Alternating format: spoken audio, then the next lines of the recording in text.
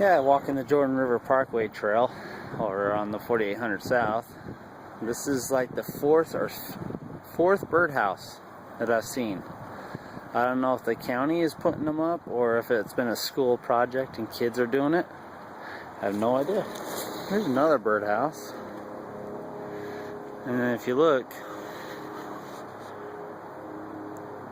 there's two more.